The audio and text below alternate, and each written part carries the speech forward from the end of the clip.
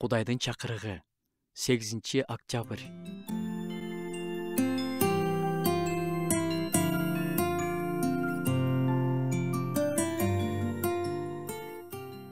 Теңир, сен мени сынадың, сен баарын билесиң. Сен менин ойлорумду алыстан эле билесиң. Менин бир коллегам мага жашоосунан бөлүшүп берди эле. Бир күнү, дейт ал, жумушка келсем, коңшу кабинеттеги эки кыз коридордо отурушуптур. Алар мени карашып, мына жети келатат. Биз экөөбүз экилербиз деп күлүп калышты. Жети дегениңер эмне? Дедим мен эч нерсе түшүнбөй.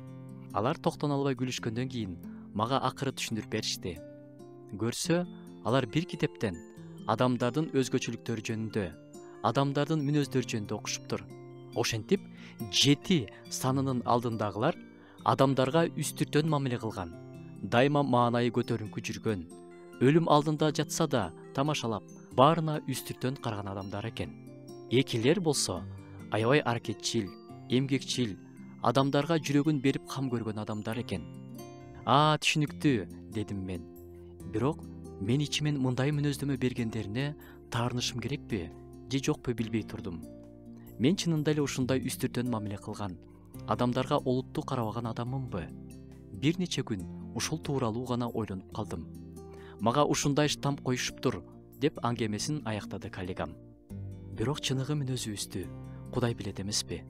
Ал биздин чыныгы мотивтерибизди жана ниеттерибизди билет. Ал бизди бир өлчөм менен эле өлчөй бербейт. Күчтүү жактарыбыз дагы, кемчиликтерибиз дагы ийне жибине чейин ага белгилүү.